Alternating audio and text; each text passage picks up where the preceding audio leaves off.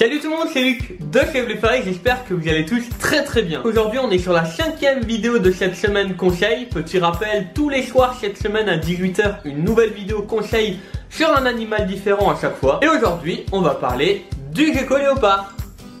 Bah oui loulou.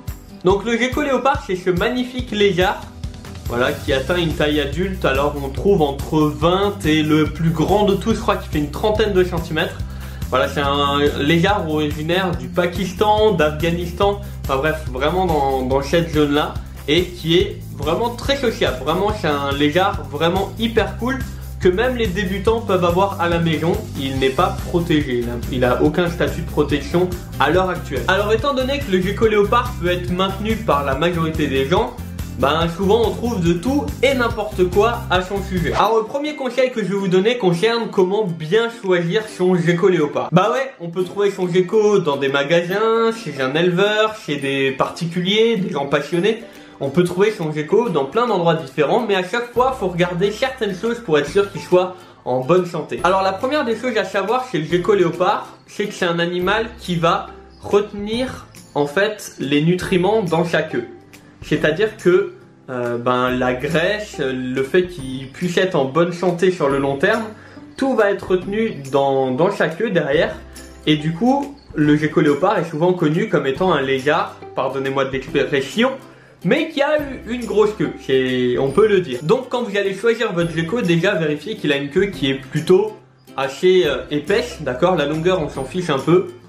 C'est un peu bizarre dit comme ça, mais qui est assez épaisse. Je vais vous montrer un exemple d'un gecko que j'ai sauvé suite à une opération et au final les gens le voulaient plus, bref. Et au final vous allez voir. Donc vous voyez que là la queue est beaucoup plus fine, d'accord?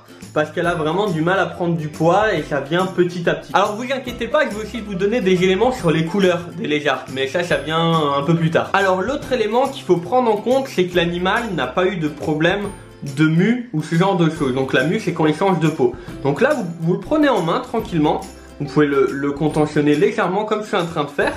Dites-vous que vous faites tout ça, c'est pour son bien, d'accord? Et vous vérifiez que au niveau des pattes, tout ça, il n'est pas de problème de mue. Alors lui il en a un, c'est pour ça aussi que il a un petit bout de mue quelque part. Je vais vous le montrer d'un peu plus près pour que vous puissiez avoir un exemple. Donc la queue, vérifiez la mue du lézard.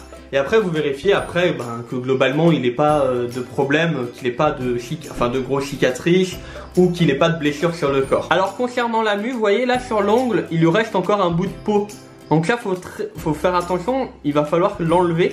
Donc moi je vais lui faire un bain pour lui enlever, mais vérifiez qu'il n'a pas ça au niveau de toutes les pattes, au niveau du corps aussi, parce que ça peut être aussi au niveau du cloaque, là où il a son sexe. Il y a des bouts de mue qui peuvent rester, donc vérifiez bien la mue de tout le corps de votre lézard. Et pour info, ceux qui sont pas au courant, lui c'est mon premier lézard, voilà, c'est mon tout premier reptile que j'ai eu à la maison, en même temps que sa femelle, et lui c'est un joli mâle classique.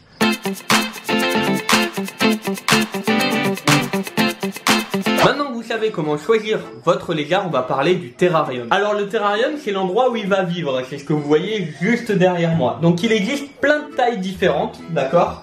Et en fait, pour du gecko léopard, on peut se poser plein de questions. Déjà la première question, c'est est-ce qu'on va en prendre un seul? Est-ce qu'on va en prendre deux? Est-ce qu'on va en prendre 3, 5, 10, 15? Alors pour ma part, je vous conseille d'en prendre un seul, parce qu'effectivement ça vous évite les problèmes. Après sur le long terme, quand vous êtes un peu plus technique, vous pouvez toujours essayer certaines choses, mais ce qu'il faut savoir absolument, ne jamais prendre deux mâles, parce qu'ils vont se friter et un jour il y en a un ou l'autre qui va finir par mourir. Évitez de faire vivre un couple ensemble toute l'année, parce que le mâle il va tout le temps avoir envie de ken, et la femelle à force d'avoir le mâle sur le dos parce qu'il veut, au final elle va même plus s'alimenter et va finir par mourir potentiellement de fatigue. Je mets quand même une parenthèse sur cette info parce que moi j'ai un de mes couples, du coup celui-là, ils sont obligés de vivre ensemble sinon la femelle arrête de manger. Je sais pas pourquoi, c'est le seul couple à qui c'est arrivé chez moi, pourtant j'ai plusieurs lézards.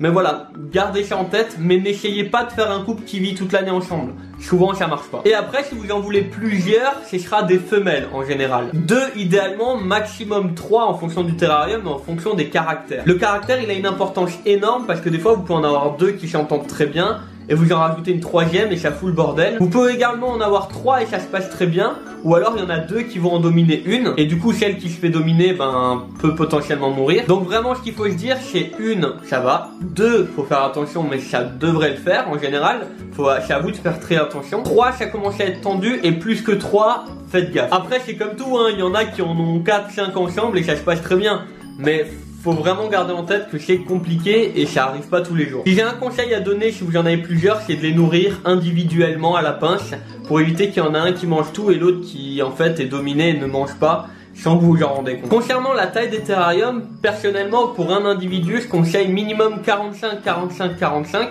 C'est un peu plus petit que ce que j'ai derrière moi. Pour un duo, minimum 60, 45, 45. Personnellement, j'ai certains duos chez moi. Et j'ai 60, 60, 60. Et si vous en voulez 3, grand minimum 90, 45, 45. Alors le gecko léopard c'est un animal qui grimpe, mais moi personnellement j'ai 60 de haut pour les lumières, mais j'ai pas 60 de haut pour qu'il puisse grimper, il grimpe jamais tout en haut.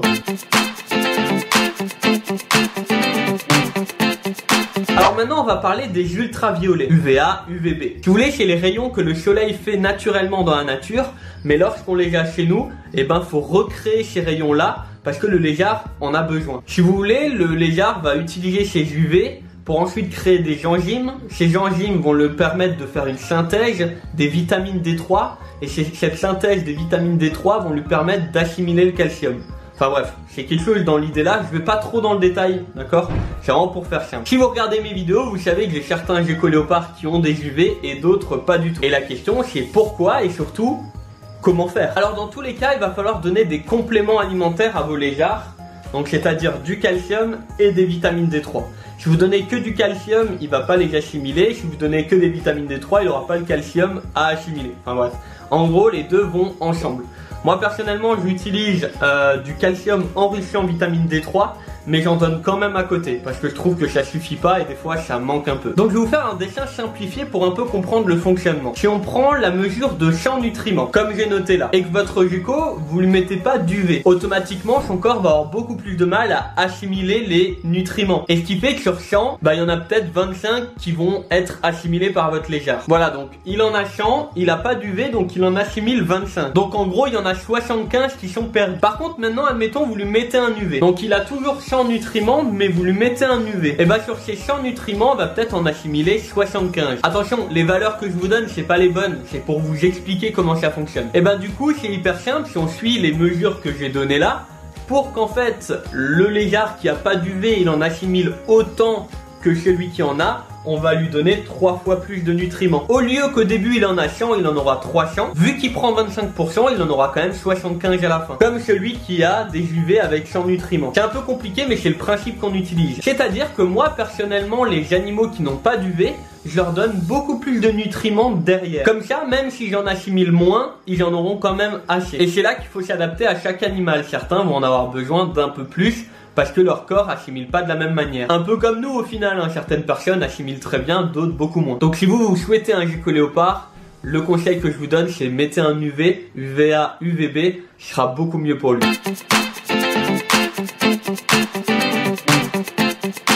Alors maintenant que vous avez ces infos, il y a aussi la puissance de la lumière qu'il faut prendre en compte.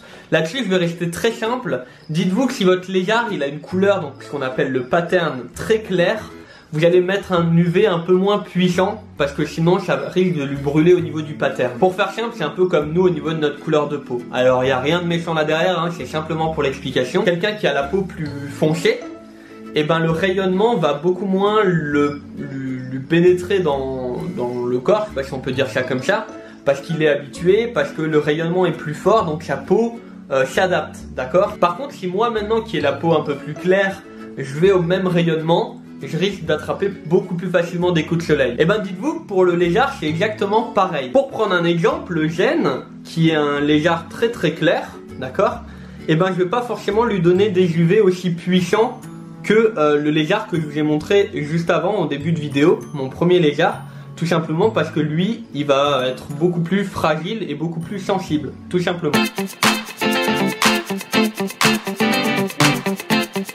Alors je vous ai dit que je vous parlerai des couleurs, alors je vais pas aller dans le détail, mais en fait, si vous voulez, ça c'est un gecko léopard classique, d'accord, donc c'est la forme sauvage.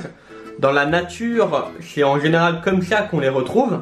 D'accord, donc il a un fond un peu jaunâtre et plein de points partout. C'est pour ça qu'on l'appelle le gecko léopard. Et après, il existe plein de mutations différentes. Par exemple, lui, c'est un white and yellow parce qu'il est jaune sur le dos et il a les flancs qui sont blancs.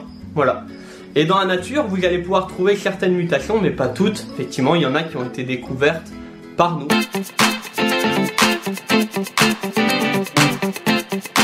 Autre point, ça va être la manipulation de votre lézard. Je vais tout simplement vous donner les choses à ne surtout pas faire. Alors la première chose à ne jamais faire, c'est attraper votre lézard par la queue. Et ensuite essayer de le tenir, de chercher, hop, tout simplement car c'est un lézard. Et en fait il va pouvoir perdre sa queue, ce qu'on appelle une autonomie. Je crois, à chaque fois que je me plante sur ce mot, bref, il peut perdre sa queue. Mais ce qui est hyper grave, c'est ce que je vous ai dit avant, c'est que la queue, c'est là où il va stocker tous ses nutriments. Du coup, si votre lézard perd sa queue parce que vous l'avez mal manipulé, il va être très dur pour lui à continuer à vivre, à survivre, parce qu'il va devoir tout recommencer. Et sa queue ne va pas forcément pousser comme ça, elle va pas repousser de la même manière. Elle, des fois, elle va faire un truc un peu pas beau, machin. Et elle va jamais repousser de la même manière, c'est sûr et certain. Autre chose à ne pas faire, le prendre par le dessus, comme ça. Voilà, parce que là vous voyez, soit il bouge plus, soit il panique. Parce qu'en fait c'est comme un prédateur. Donc je vais pas le faire trop longtemps, voilà. Moi c'est des animaux que j'ai extrêmement bien habitués à la manipulation, je les manipule. Alors ça dépend lesquels. Mais 1 à 3 fois par semaine pour certains. Parce que certains ils viennent vraiment me voir. Donc là ça les dérange pas trop, vous voyez, elle est posée, elle fait sa petite vie, elle me connaît.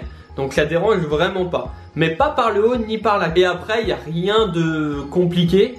Faut simplement les laisser se promener. Alors je me suis fait mordre une fois par un gecko léopard parce que je l'ai effrayé. Voilà, donc c'est de ma faute. Il dormait et j'ai mis la main et j'ai retourné par réflexe. Et alors ça picote un peu. Mais je me suis jamais fait mordre par un gecko léopard parce que je le manipulais tranquillement, jamais de la vie. Merci d'avoir suivi cette vidéo, j'espère qu'elle vous aidera pour la suite. À travers cette vidéo, je voulais aussi apporter un peu de culture générale, c'est-à-dire que même si on n'a pas de gecko léopard, et ben on apprend des choses sur les lézards et ça c'est cool. Je vous donne rendez-vous demain à 18 h pour une nouvelle vidéo. N'hésitez pas à me rejoindre sur Instagram, Twitch, enfin tout ça, tout est dans la description. Prenez soin de vous et prenez soin de vos proches. C'était Luc de Chevlier Paris.